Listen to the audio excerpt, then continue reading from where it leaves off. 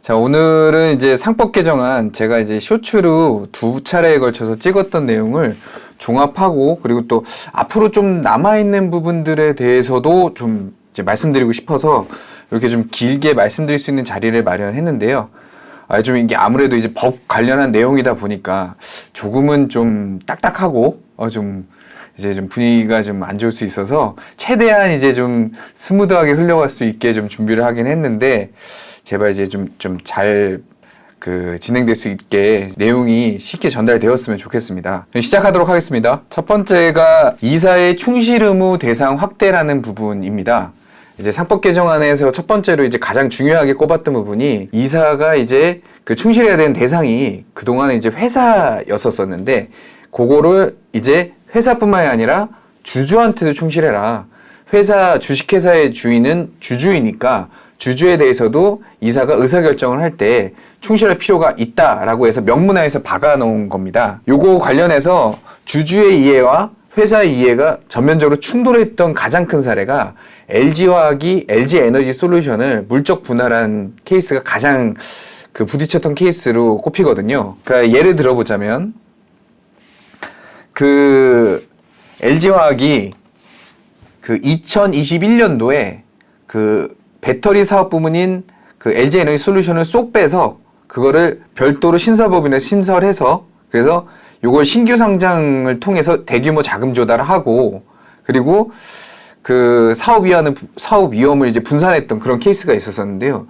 요게 이제 회사 입장에서는 어쨌든 배터리 관련해서 자금이 많이 들어가는데 그 자금을 이제 많이 확보할 수 있었기 때문에 회사 입장에서는 괜찮은 결정이었으나 기존에 이제 LG화학을 갖고 있었던 기존 주주들 입장에서는 사실상 요거 관련해서 나는 배터리 관련 주식에 투자한 건데 내 배터리 관련 주식은 어디 갔냐. 지분은 있지만 껍데기만 남은 게 아니냐 하면서 이제 멘붕에 빠진 사태가 있었습니다. 이게 이제 사실 주주를 고려해서 분할을 했느냐 아니면 회사를 위한 결정만 했느냐 요거 때문에 이제 발생한 일인데요. 사실상 분할하는 방식이 두 가지가 있습니다. 첫 번째는 이제 인적 분할이고 두 번째는 이제 물적 분할인데 LG화학은 LG에너지솔루션을 분할할 때 물적 분할의 방식을 취한 거죠. 그래서 물적 분할 같은 경우는 특정 사업 부문을 분리해서 신설법인을 만들고 그 신설법인의 지분은 100% 기존에 이제 회사가 보유하는 방식입니다. 예를 들어서 이제 LG화학이 분리해서 LG에너지솔루션을 만들고 LG에너지솔루션의 지분을 100% 보유하는 방식으로 기업 분할을 한 건데 이렇게 하게 되면 기존 주주 입장에서는 LG에너지솔루션이 나중에 IPO를 했을 때 LG에너지솔루션의 주식이 하나도 없기 때문에 이게 이제 배터리 관련 주식에 투자한 목적이 이루어지지 않게 되는 거죠. 근데 인적 분할을 하게 되면 어떻게 되냐면 내가 만약에 LG화학을 1% 들고 있었다고 하게 되면 그 1%가 LG에너지솔루션을 인적 분할하게 되면 LG에너지솔루션 지분도 1%를 들고 있는 게 되기 때문에 만약에 주주를 고려해서 결정을 했다라고 하게 되면 이런 식으로 해서 주주의 가치를 고려해서 결정을 내렸을 거라는 거죠. 그렇지 않고 물적 분할을 했기 때문에 기존에 이제 LG화학 주주들이 주주 가치가 희석됐고 LG화학 주가에는 악재의 요인이 됐었다. 이런 게 이제 대표 사례로 꼽히고 있고요. 그래서 보게 되면 이 명문화된 규정이 기존 이사의 충실 의무 대상은 회사였었는데 회사에서 전체 주주로 확대되면서 이사가 전체 주주의 이익을 공평하게 보호해야 한다는 명문화된 조항이 생긴 겁니다. 이건 이제 긍정적인 면과 부정적인 면이 있는데요. 긍정적인 면이라고 하면 소액주주의 권리가 강화된다.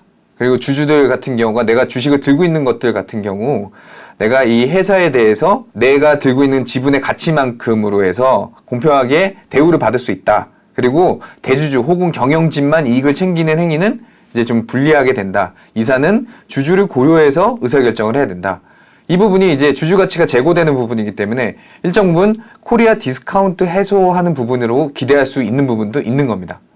근데 반면에 이제 염려하시는 부분들 같은 경우에는 재계에서 특히나 이제 주장되는 주장인데 회사의 의사결정 과정에 지연이 많이 생길 것이다. 예를 들어서 LG에너지솔루션 같은 경우 보게 되면 배터리 관련 사업에서 신규로 투자를 해야 되는 부분이 있는데 해외에서 급하게 인수해야 되는 기술이 있는데 그 기술을 인수하기 위해서 해외에 있는 법인을 투자해서 우리가 M&A를 하기로 결정을 만약에 했는데 이사들이 이제 결정을 했는데 근데 나중에 인수해놓고 보니 이게 아무 쓸모도 없는 기술이었다, 실패한 투자였다, 이런 경우에 그 회사의 주가는, LG에너지솔루션의 주가에는 타격을 입게 될 거거든요. 쓸데없이 돈만 썼으니까.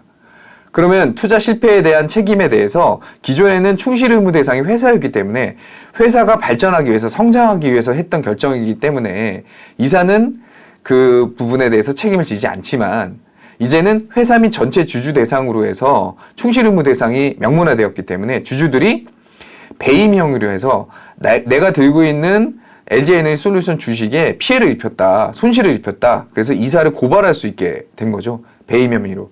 그래서 많은 소송이 우려가 되고, 회사의 의사결정할 때도 이사들이 한 번 생각하고 두 번 생각하고 이렇게 좀 지연될 수 있는 그런 우려점이 좀 생긴다. 그리고 경영진이 경영권을 행사하는 데 있어서 자율성도 주주를 고려해야 되기 때문에 좀 침해될 우려가 있다. 이런 부분들이 좀 안 좋은 면으로 꼽히고 있는 부분입니다. 어쨌든 우리는 이제 그 수익자 입장에서, 주주의 입장에서 봤을 때는 주식의 가치 측면에서 봤을 때 충실 의무 대상이 회사 및 전체 주주로 확대되게 되면 아무래도 주식 가격에는 긍정적인 요인이 될 거기 때문에 좋은 거다라고 보시면 될 것 같습니다. 이제 사회이사 제도가 또 강화가 된 부분이 있습니다. 상법 개정안이 되면서 우리가 이사를 보게 되면 사내의 이사가 있고요, 사외의 이사가 있습니다. 사내의 이사분들 같은 경우에는 회사 내에서 본인이 맡은 업무로 인해서 열심히 이제 노력해서 해당 업무를 처리하시는 분들, 그 부분에서 인정받아서 이사의 직위까지 올라가신 분들, 경영진이 되신 분들, 이런 분들이 이제 사내 이사라고 하게 되면, 사외 이사는 여러 가지 결격 요인들이 있어서요.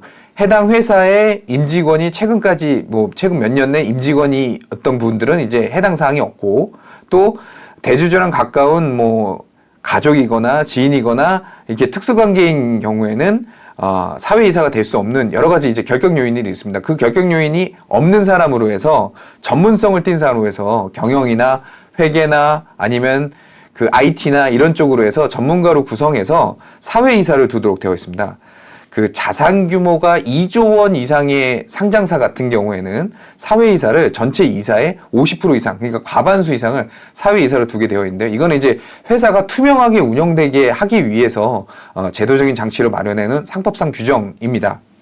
근데 이 사회이사 제도 관련해서 강화를 시킨다고 합니다. 일단 명칭을 독립이사로 변경을 하고요. 그렇게 하게 되면 사회이사가 회사에서 이제 독립되게 더 이제 행동을 하라라는 뜻에서 명칭 자체를 변경을 시키고, 그 업무 집행에 대해서 감독 기능을 강화하겠다라는, 회사를 더 감시해라라는 뜻이고요. 그 다음으로는 이사회 내에 사회이사 수를 증가합니다. 그래서 이사 총수의 4분의 1 이상이면 되던 거를 3분의 1 이상으로 바꾸게 됐거든요.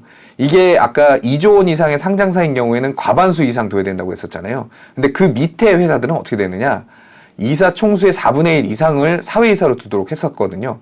그걸 3분의 1 이상으로 구성하도록 바뀐 겁니다. 예, 그래서 예전에는 A, B, C, D 중에 4분의 1 이상이니까 D만 사회이사로 구성하면 됐었는데, 이제는 3분의 1 이상이니까 C, D도 사회이사로 구성해야 가능하다라는 뜻입니다. 다음으로는 집중투표제라는 부분이 상법 개정안에서 들어가게 됐습니다. 이 집중투표제라는 게 뭐냐, 쉽게 말해서 내가 이사를 선출함에 있어서 나의 의결권을 한 명의 이사 후보에게 몰아서 투표할 수 있는 제도가 집중투표제라고 보시면 되겠습니다. 결국 이사 선정 방식에 대한 변경 부분인데요. 가정을 들어서 설명을 한번 해보겠습니다. 이사를 3명 뽑는다고 가정을 했을 때, 우리 회사의 총 주수는 10주고 대주주가 6주를 두고 있고 소액주주인 저는 4주만 들고 있다고 가정을 해보도록 하겠습니다. 그렇게 되게 되면 기존의 방식은 따로따로 이사를 뽑는 방식이거든요. 그렇게 하게 되면 A, B, C, D 4명의 이사 후보 중에서 3명을 뽑는다고 가정할 때, 대주주는 A, B, D를 픽했고 소액주주인 저는 똑똑하고 괜찮은 사람으로 C를 골랐는데, 소액주주의 목소리를 대변할 수 있는 C를 골랐는데 각각 뽑기 때문에 A에 대해서 투표할 때 대주주가 6주 찬성을 던지고 소액주인 저는 4주 반대를 하고, B에 대해서는 대주주가 6주 찬성을 하고 소액주인 저는 4주 반대를 하고, D에 대해서도 대주주는 6주 찬성을 하고 소액주인 저는 4주 반대를 하게 되는데, C에 대해서도 마찬가지인 거죠. C에 대해서는 대주주는 6주 반대를 하고 저는 4주 찬성을 하게 되기 때문에 결론적으로 결과는 대주주가 픽한 후보인 A, B, D가 3명의 이사로 선출이 되고 소액주주가 선택한 C라는 후보는 선출되는 일이 없게 됩니다. 그래서 이사회에 소액주주의 목소리를 대변하는 이사가 앉을 일이 없게 되는데요. 이게 집중투표제를 실시하게 되면 좀 다른 이야기가 되게 됩니다. 몰아서 투표할 수 있다고 했잖아요. 그러니까 대주주부터 말씀을 드리면 총 6주를 갖고 있는데 그 6주가 3명의 이사를 뽑기 때문에 6 곱하기 3에서 총 18주의 의결권을 갖게 되고요. 소액주주인 저는 4주를 들고 있잖아요. 4주인데 3명의 이사를 뽑기 때문에 4 곱하기 3에서 12주의 의결권을 갖게 됩니다. 그래서 대주주는 총 18주의 의결권을 A도 뽑아야 되고 B도 뽑아야 되고 D도 뽑아야 되기 때문에 6주씩 나눠서 투표한다고 가정을 해보겠습니다. A, B, D에 6주, 6주, 6주 이렇게 투표를 한다고 가정을 해보고 소액주주인 저는 A, B, D는 모르겠고 저는 이제 C만 제 목소리를 대변하기 위해서 이사회에 앉으면 되기 때문에 집중적으로 12주 모두를 C에만 투표를 했다라고 가정을 하게 되면은요. 결국 소액주주가 픽한 C 후보가 물론 이제 A 후보부터 투표를 할 거기 때문에 A 후보 뽑히고 B 후보 뽑히고 그 다음에 C 후보가 제가 12표를 던졌기 때문에 선출이 되는 결과가 나오게 됩니다. 그래서 A, B, C로 해서 이사회에 소액주주의 목소리를 대변하는 이사가 앉게 돼서 결국 소액주주 목소리가 강화되는 그런 측면이 있게 된다. 이게 이제 집중투표제의 장점이라고 할 수 있겠습니다. 그러면 계속해서 이제 이사회라는 거를 이제 계속 말씀을 드리고 있는데 그럼 이사회라는 건 구체적으로 어떻게 구성이 되는지 한번 살펴보도록 하겠습니다. 주식회사의 이사 수는 3명 이상으로 구성이 됩니다.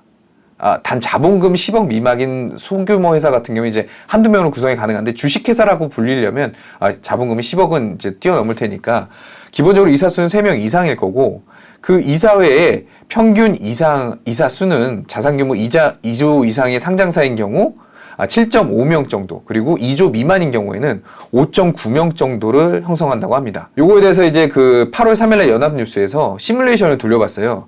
자산 총액 2조 원 이상의 206개 기업에 대해서 분석을 해봤는데 집중투표제 실시하게 되면 대주주가 안정적으로 확보할 수 있는 이사수는 3명 내외로 예측이 된다. 즉 절반이 되거나 안 되거나 할 것 같다라고 이제 예측하는 결과가 나왔습니다. 물론 이거는 이제 연합뉴스에서 보수적으로 측정을 해서 좀 더 이렇게 기업이 유리하게 한 면도 분명히 있을 겁니다만 소액주주의 목소리가 반영될 수 있는 이사가 들어갈 수 있는 확률이 높은 건 사실이다. 그래서 좀 더 이제 주주가치 제고의 측면이 있다라고 이제 볼 수 있을 것 같습니다. 그럼 상장사들은 보통 이사회에 이사수를 얼마나 구성을 하는지 한번 살펴보도록 하겠습니다. 우리가 현대차라고 하게 되면 아까 제가 2조 원 이상의 상장사는 과반수 이상을 사회이사로 채워야 된다고 했잖아요. 그래서 총 이사가 12명으로 구성이 되어 있는데 사회이사가 7명, 사내이사가 5명 이렇게 구성이 되어 있습니다. 삼성전자 같은 경우에는 총 이사가 10명인데 사회이사가 6명, 사내이사가 4명 이렇게 구성이 되어 있고요.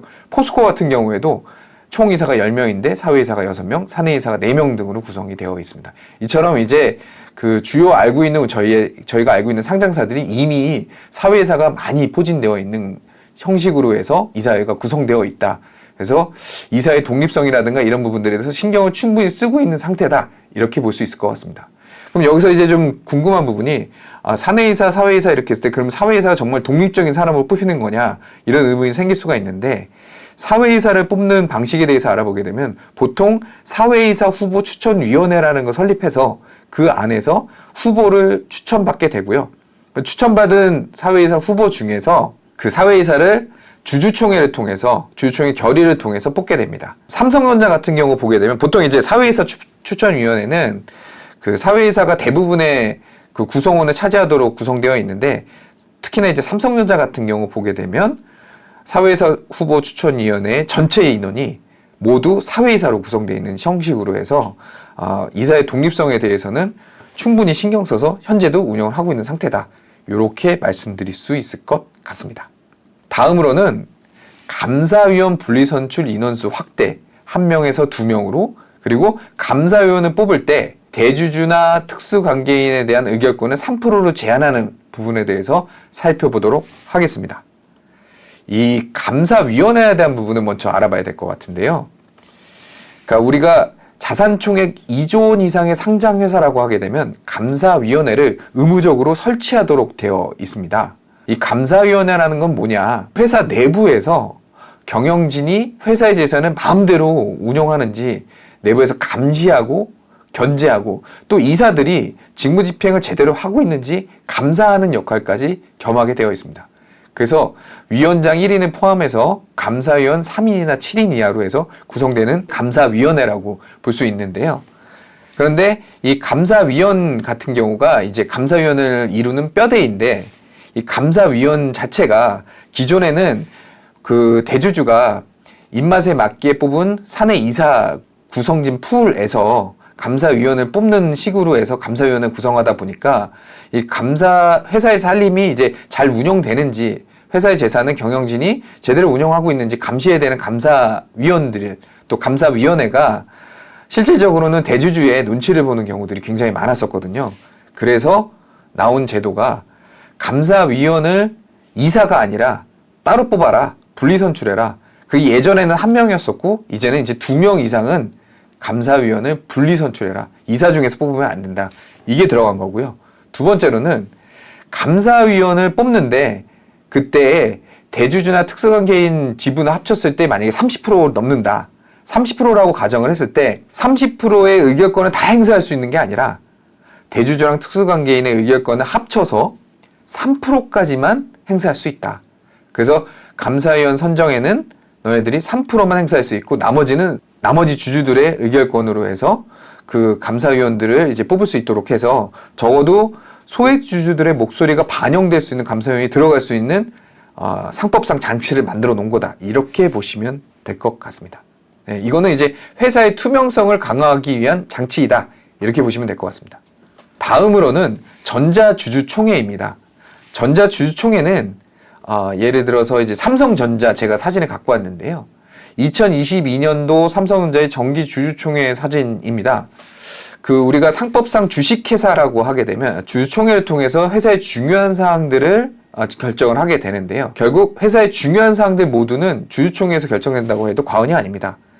중요한 사항들 어떤 것들이 있느냐 살펴보게 되면 이사가 뽑히고 혹은 이제 이사를 해임하고 또 이사의 연봉을 결정하고 그리고 어떤 사업에 대해서 확대해서 이제 저희가 영업을 할 것을 결정하고 사업 부분을 확장하거나 혹은 사업 부분을 축소하거나 이익이 발생했는데 배당을 얼마나 할 것인가 이거에 대한 결의를 하거나 또 회사가 이제 결산을 한다고 했을 때 그거에 대한 주주들에 대해서 보고를 하는 그런 자리가 바로 주주총회인데요.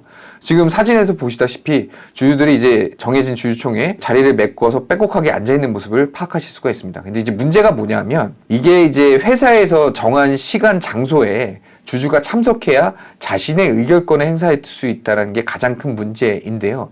예를 들어서 아침 7시에 주주들을 이제 소집을 해서 서울의 명동에서 주주총회를 열겠다라고 하게 되면 제가 부산에 살든 아니면 대구에 살든 아침 7시까지 서울 명동의 모 호텔로 해서 주주총회 장소로 제가 달려가야 의결권 행사를 할 수 있습니다. 또는 이제 주주총회 참석할 수 있는 사람에게 위임장을 써서 대리 행사를 시켜야 내 의결권 행사를 할 수가 있게 되는데요. 그렇게 하게 되면 의결권 행사가 너무 불편하잖아요.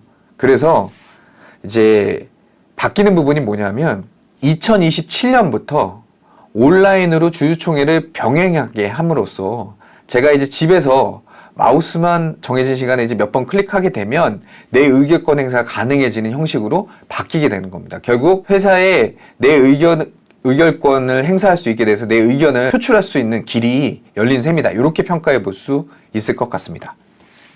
그래서 이제 주요 변경 사항들에 대해서 좀 알아봤는데요. 주요 개정안 시행된 게 이사의 충실 의무 확대랑 그리고 사회의 이사를 독립이사로 명칭 변경한 부분은 2025년 7월 15일, 그러니까 이제 지났죠. 7월 15일에 즉시 시행이 된 부분이고요. 그 다음에 감사위원을 뽑을 때 3%까지만 대주주랑 특수관계인의 의결권을 합산해서 적용해 준다라는 부분은 1년 유예를 둬서 26년 7월 23일에 시행될 예정이고요. 그 다음에 집중투표제 시행하는 부분과 감사위원 2명, 1명에서 2명으로 늘려서 확장해서 분리선출을 하는 부분은 26년 9월 2일 날 이제 시행이 될 예정이고요. 그 다음에 방금 전에 얘기했었던 전자주주총회 있잖아요. 전자주주총회를 병행해서 개최하는 거에 대해서 의무화하는 부분을 27년도부터 시행할 예정입니다. 그러면 앞으로 이제 상법 개정안 추가적으로 시행하는 부분은 어떤 부분들이 있는지 살펴보도록 하겠습니다. 첫 번째가 이제 자사주 취득 후 소각을 의무화하는 부분입니다. 이거는 이제 9월에 국회 통과가 목표되어 있는 부분인데요.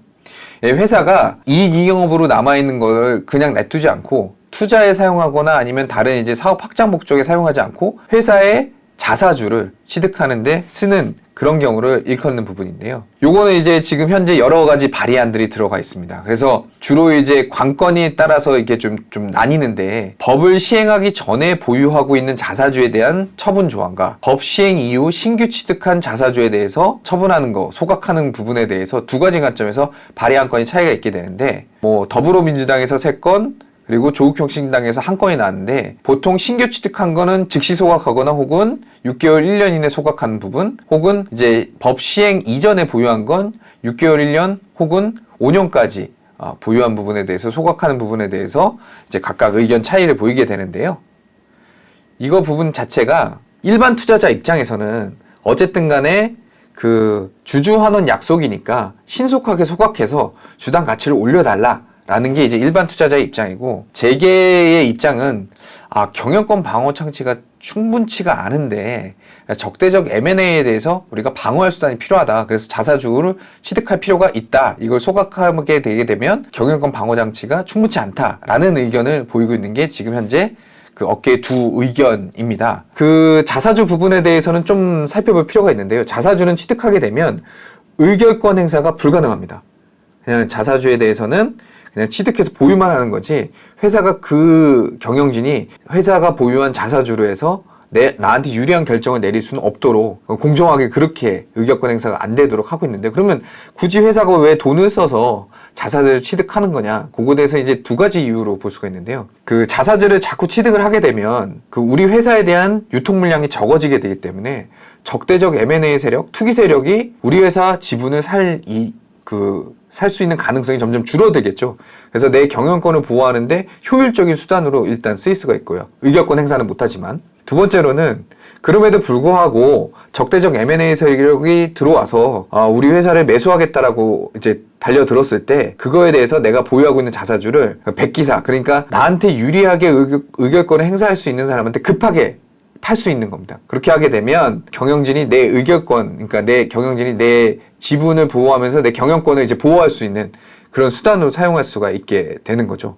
근데 이제 주주 입장에선 그게 안 좋은 이유가 뭐냐면, 사실상 우려되는 부분은 적대적 M&A 시도가 들어오거나 뭐 이렇게 한다라고 했을 때 자사주를 급하게 백기사한테 팔게 되면 주가의 가치라든가 이런 부분들에 대해서 제값을 받지 못하고 헐값에 넘기는 경우가 대부분일 거거든요.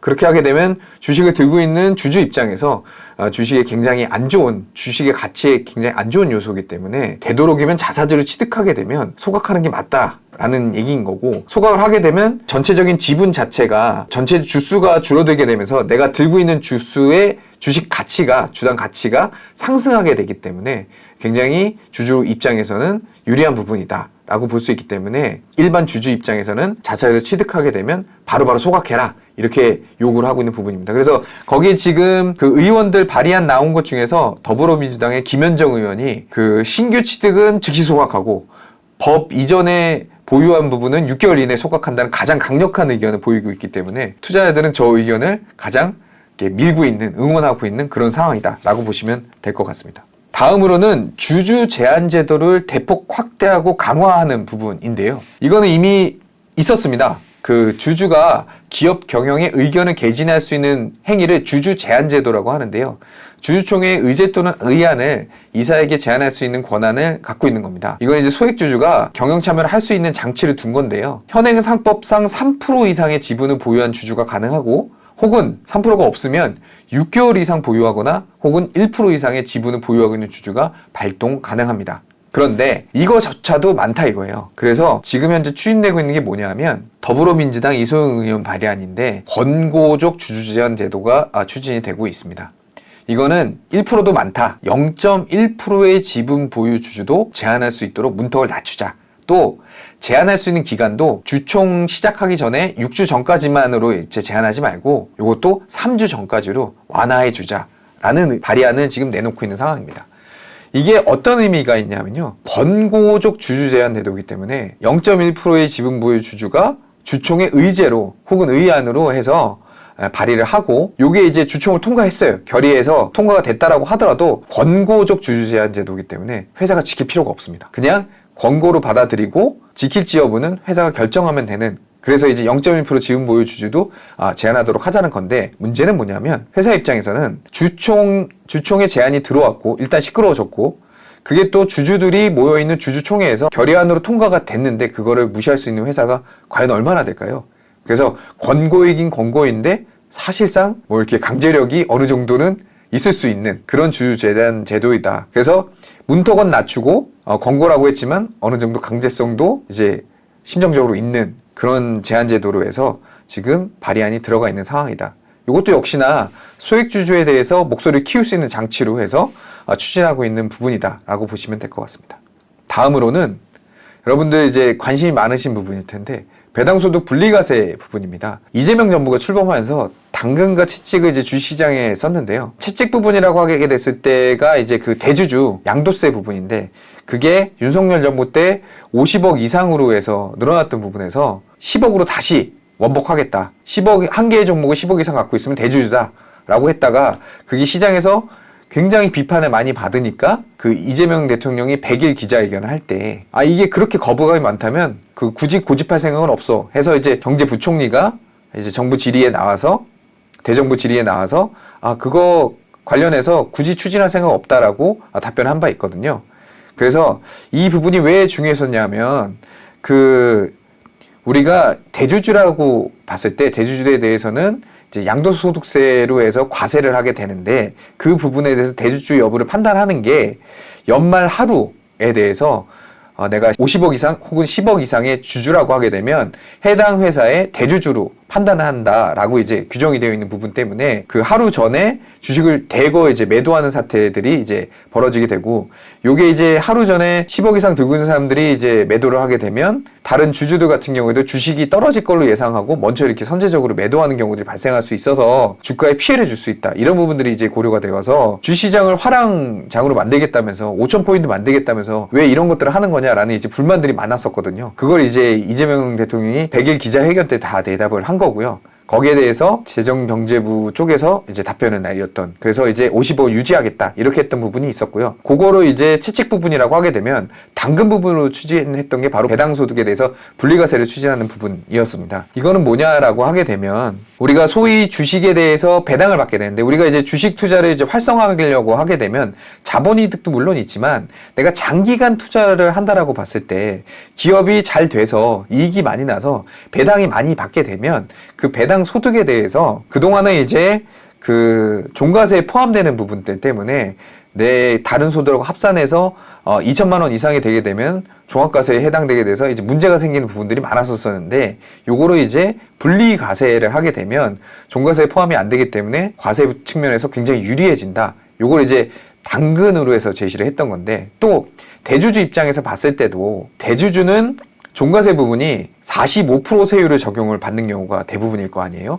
그렇게 하게 되면 지방세까지 합치게 돼서 49.5%. 그래서 만약에 대주주인 경우에 올해 사업이 잘 돼서 1,000억을 배당을 받는다고 했을 때 거기에 대해서 내가 49.5% 세율이 해당되기 때문에 결국에는 절반 이상 500억 정도를 이제 그냥 세금으로 내보내게 되는 그런 현실 상태에 지금 현재 있었기 때문에 굳이 배당을 할 필요가 있을까라고 이제 대주주가 생각하는 경우들이 많았었기 때문에 이 당근 조항을 통해서 대주주가 배당을 할 수 있도록, 배당의 폭을 늘리도록 이렇게 이제 당근을 제시하려고 했었던 부분인데, 그래서 정부가 제안했던 부분들은 사실상 내용이 이렇습니다. 기업의 배당 확대를 유도할 수 있는 세제상 인센티브를 마련하는 거고, 그 다음에 고배당 기업으로부터 받은 배당 소득에 대해서 분리과세를 허용해서, 이 고배당 기업이라는 거는 전년 대비해서 현금 배당이 감소 안 한 상장사로 해서 총 100을 벌었으면 40 이상은 배당을 하는 회사이거나, 혹은 총 100을 벌었으면 25 이상 배당을 하거나, 혹은 직전 3년 대비해서 계속 5% 이상 배당이 증가하는 회사에 고배당 기업이라고 지위를 주고, 그 고배당 기업으로부터 배당 소득에 대해서는 분리과세를 허용해 주겠다라고 이제 한 거고요. 그 적용 세율을 2천만 원 이하는 14%, 3억 원 이하는 20%, 3억 원 초과는 35% 이렇게 준 겁니다. 결국 지방세 더하게 되면 3억 원 초과인 경우에 38.5%의 세율로 배당 소득을 받아가게 되는 그런 케이스가 되겠습니다. 그렇게 되다 보니까 시장에서는 기대를 했었었는데 이 배당소득 분리과세 관련해서 앞으로 배당액이 늘어나겠구나. 확실히 그 대형 상장 기업들이 배당 관련해서 좀 확대하는 정책을 쓰겠구나 기대를 많이 했었었는데 아니 49.5% 세금을 내던 사람이 38.5% 세율을 적용받는다고 해서 얼마나 배당액이 늘어나겠느냐. 이양하는 거 확 낮춰서 대주주가 배당을 할 수 있도록 해라 라는 게 지금 현재 시장에서 요구가 많이 들어가고 있는 부분이고요. 그거에 대해서 지금 더불어민주당에서는 이소영 의원이 안을 낸 게 이제 최고 세율을 법인 세율하고 동일하게 한 25% 정도로 고정을 하고 이게 지방세까지 합하게 되면 한 27.5% 정도 이렇게 하고 고배당 기업의 조건도 100이 있으면 한 35% 정도 배당하면 고배당 기업으로 보자. 뭐 이런 식으로 해서 안을 낸 게 있고요. 요거에 대해서 지금 추진을 하는 안으로 해서 검토를 하고 있습니다. 이것도 이제 정부 질의, 대정부 질의가 있는 자리에서 경제부총리가 나와서 답변을 할 때 국회에서 논의하면서 세율 관련해서 너무 과하다고 하게 되면 얼마든지 낮추는 걸 검토해 볼 수 있다라고 얘기했기 때문에 긍정적으로 검토가 되고 있다라고 볼 수 있을 것 같습니다. 그래서 향후 추진 예정 사항에 대해서도 이처럼 좀 알아봤고요. 그러면 이제 개정안 시행된 거에 대해서 일단 시장의 반응이나 이런 것들을 좀 보겠습니다. 먼저 이제 개정안 시행의 목적에 대해서 좀 살펴보겠는데요. 무엇보다도 이제 주주 권익 보호한다는 측면입니다. 그러니까 이제 정부의 방향성은 두 차례 상법 개정안을 진행하면서 명확하게 보여준 것 같습니다. 시장에 소액주주 그리고 해당 기업의 주가 부양을 위해서 주주로서 참여하신 분들에 대해서 권익을 보호하는데 최선을 다하겠다라는 입장을 명확하게 보여준 것 같고요. 이게 또 선진국의 이제 금융시장하고 동일하게 다가가는 금융선진화에 부합하는 부분이고 이게 외국인 자금을 유치하는데 유리한 부분이라고 할 수 있습니다. 이걸로 인해서 외국인 자금이 들어오게 되면 따라오는 부분이 당연히 이제 주식시장 부양에도 이제 효과를 미치게 될 거고요. 그래서 실질적으로 그럼 7월부터 시작된 상법 개정안에 대해서 시장의 반응이 어땠는지 한번 살펴보겠습니다. 이게 2025년 9월 22일 기준 코스피가 3,468.65포인트를 기록했습니다. 22일 기준입니다. 이렇게 되어 있는데 7월 달부터 상법 개정안 1차, 2차가 통과가 됐거든요. 그거에 대해서 살펴보게 되면 총 393.5포인트가 올랐습니다. 12.8% 정도 시장이 상승한 모습을 보인 거고요. 최근의 상승의 대부분은 이제 반등을 했던 계기는 대주주 양도세 관련해서 굳이 10억을 고집하지 않겠다는 이재명 대통령의 그 기자회견이 단초가 되었다 이렇게 보시면 될 것 같습니다. 그래서 7, 8월장은 어느 정도 그 3,100선에서 조정 장세를 좀 보이다가 이제 뚫고 지금 3,400선을 뚫고 올라가고 있는 그런 중이다. 그래서 시장은 긍정적으로 반응하고 있다. 상법 개정안에 대해서. 일단 시장 지표로 확인할 수가 있고요. 두 번째로는 그럼 외국인들은 어떠냐? 외인 매수세에 대해서 제가 뽑아봤습니다. 요게 이제 24년 1월, 작년 1월부터 올해 9월까지를 뽑아본 건데요. 작년 하반기부터 처참하죠. 외국인들이 계속 팝니다.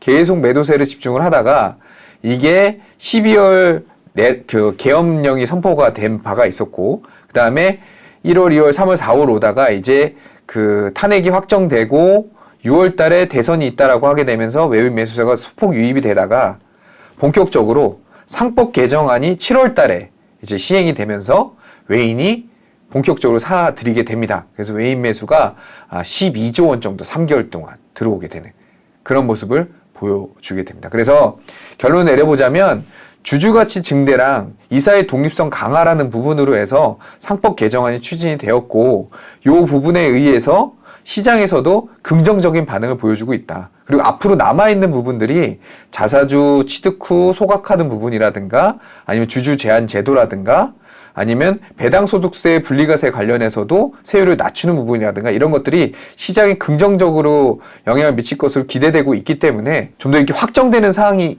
있게 되면 우리가 긍정적으로 더 시장에 영향을 미칠 수 있을 것으로 기대해봐도 좋을 것 같다. 그리고 한국 시장이 많이 상승했는데 올해 많이 상승했거든요. 그럼에도 불구하고 좀 더 이제 긍정적인 시각으로 바라봐도 될 것 같다. 자사주 취득 소각화라든가 남아있는 부분들이 영향을 미칠 부분들이 더 커 보인다. 이렇게 마무리를 지을 수 있을 것 같습니다.